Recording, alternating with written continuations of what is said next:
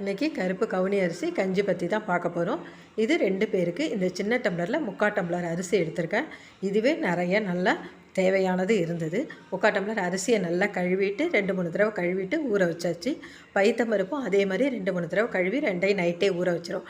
காலையில் எழுந்திரிச்சு பைத்தம்பருப்பை ஃபஸ்ட்டு அடுப்பில் தண்ணி ஊற்றி பைத்தம்பருப்பை போட்டுருவோம். அது வெந்துக்கிட்டே இருக்கட்டும். அதுக்குள்ளே இந்த அரிசியை தண்ணியை வடிகட்டிட்டு மிக்சியில் போட்டு ஒரு ஓட்டு ஓட்டி அதோடு கலந்துருவோம். இப்போ எல்லாத்தையும் நல்லா கரண்டி வச்சு கிண்டி விடுங்க. காந்திடாமல் அடி பிடிச்சிடாமல் நல்லா கிண்டி விடுங்க. கிண்டி விட்டுட்டு தேங்காய் திருவி ஒரு 10-1/4 மணி நேரத்தில் நல்லா வெந்துடுது. தேங்காய் திருவி அதில் போட்டுக்கோங்க. தேங்காய் பால் வேணாலும் ஊற்றலாம், உங்கள் சௌரியம். அடுத்தது காய்ச்சின பால் 1 டம்ளர் ஊற்றிக்கோங்க. உப்பு போட்டுக்கோங்க.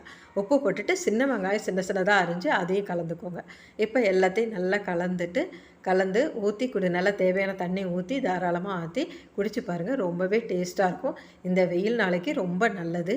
உடம்புக்கு மிகவும் சத்தானது கூட. ஓகே, பாய்.